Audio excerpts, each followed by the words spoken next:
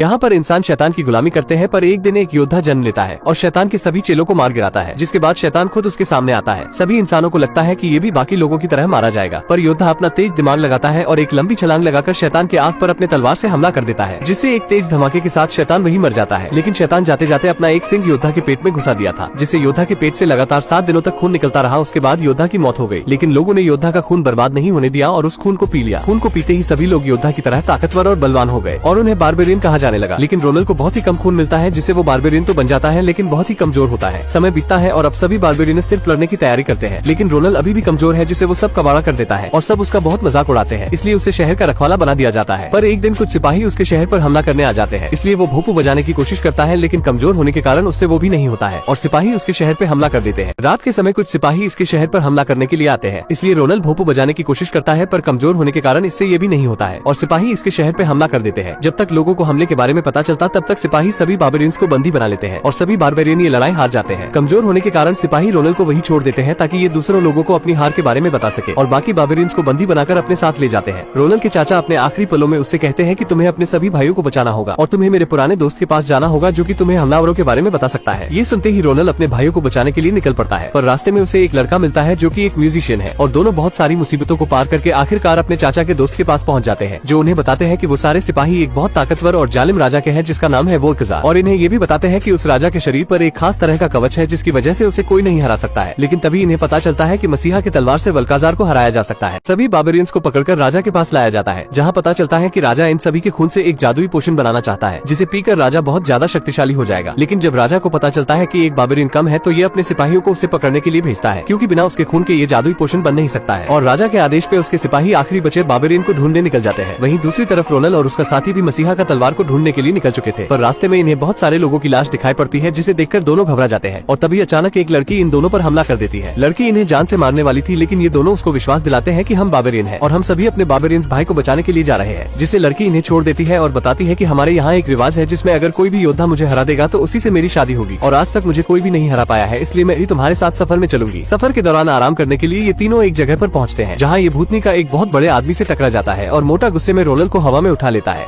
अपने सफर के दौरान तीनों एक जगह पहुंचते हैं, जहां ये साला एक बहुत बड़े आदमी से टकरा जाता है, जिस वजह से मोटा आदमी बहुत गुस्सा हो जाता है और रोनन को पकड़कर हवा में उठा लेता है। तभी जमीन फाड़कर राजा के सिपाही वहां पहुंच जाते हैं, जो रोनन को लेने आए होते हैं। सिपाही जैसे ही रोनन को पकड़ता है तो लड़की वहां आकर उसका सर ही उड़ा देती है। फिर तीनों वहां से अपनी जान बचाकर निकल जाते हैं। राजा को इस बात के बारे में पता लगता है तो वो गुस्से में तीनों को पकड़कर लाने का आदेश दे देता है, लेकिन तब तक रोनन और उसके साथी वहां से निकल जाते हैं। राजा के सिपाहियों से बचकर रोनन और उसके साथी एक ऐसी जगह पहुंचते हैं जहां से आगे का रास्ता उन्हें एक गिरगिट से पूछना पड़ता है, लेकिन रोनन बिना सोचे समझे आगे बढ़ने लगता है। वो जगह बहुत खतरनाक होती है, जिस वजह से रोनन सब कबाड़ा कर देता है और सबको अपनी जान बचाकर वहां से भागना पड़ता है। उसके बाद लड़की उस पर बहुत गुस्सा करती है। आगे बढ़ने पर उन्हें एक बहुत बड़ा किला दिखाई देता है, जिसके अंदर जाने पर उन्हें क्रोक की तलवार के बारे में पता लग सकता था। लड़की के लाख मना करने पर भी ये साला खुद के ऊपर गायब होने वाली दवाई लगा लेता है। उसके बाद महल के अंदर जाकर तलवार के बारे में जान लेता है। जब बाहर आता है तो लड़की भी इससे इम्प्रेस हो जाती है। तभी राजा के भेजे गए 2 ड्रैगन वहां आते हैं और रोनन और उसके साथियों पर हमला कर देते हैं, जिसमें से एक को तो पहले ही पकड़ लिया जाता है। ड्रैगन जैसे ही रोनन को पकड़ने वाला होता है, लड़की उसे धक्का मार देती है और खुद जाल में फंस जाती है। खुद को बचाने के लिए दोनों जंगल में भागने लगते हैं और इस तरह दोनों ड्रैगन से अपनी जान बचाते हैं।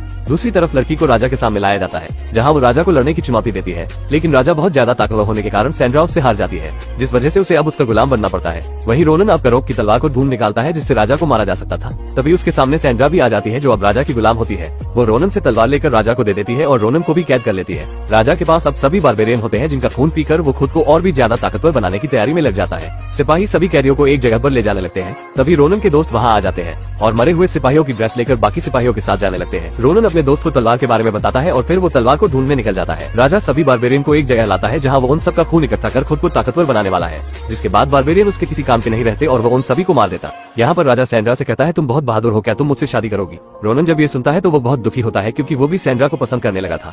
दूसरी तरफ उसका दोस्त तलवार का पता लगा लेता है, लेकिन वहाँ खड़े 2 सिपाही उसे देख लेते हैं। उसे कुछ समझ नहीं आता और अपना तंबूरा बजाकर गाना गाने लगता है। जब उसे लगता है गड़बड़ होने वाली है तो जल्दी से वहाँ से भाग जाता है। राजा ने सभी बारबेरियन का खून इकट्ठा कर लिया होता है, लेकिन तभी रोनन का दोस्त तलवार लेकर आता है और रोनन को आजाद कर देता है। इतने में एक सिपाही उसे देख लेता है। रोनन जल्दी से तलवार उठाकर उस पर हमला करता है, लेकिन कमजोर होने की वजह से नीचे गिर जाता है। तलवार के वार से सैनिक को तो कुछ नहीं होता है, लेकिन उसके पीछे का पिल्लर कट जाता है जो दूसरे के पिल्लर से टकराता है और धीरे धीरे सारे बारबेरियन आजाद हो जाते हैं। उसके बाद सारे बारबेरियन मिलकर राजा के सैनिकों पर हमला कर देते हैं और सभी को मारने लगते हैं। राजा सैंड्रा को बारबेरियन से लड़ने का कहता है। राजा का गुलाम होने की वजह से उसे ना चाहते हुए भी उनसे लड़ना पड़ता है। वो जैसे ही एक बारबेरियन को मारने वाली होती है कि तभी रोनन उसे रोक लेता है। रोनन उसे बहुत समझाता है कि तुम्हें राजा की बात मानने की जरूरत नहीं है और हम तुम्हारे दोस्त हैं और हमें इस लड़ाई में तुम्हारी जरूरत है। सैंड्रा को जब बात समझ आती है तो वो रुक जाती है, लेकिन तभी एक पत्थर के गिरने की वजह से वो उसके नीचे दब जाती है। इतने में राजा भी उन सभी के खून को पीकर एक बहुत बड़े दानव में बदल जाता है। वो उसी दानव जैसा लग रहा था जिसे शुरुआत में क्रोक ने मारा था। रोनन का दोस्त उसे क्रोक की कहानी के बारे में बताने लगता है, जिससे उसे बहुत हिम्मत मिलती है।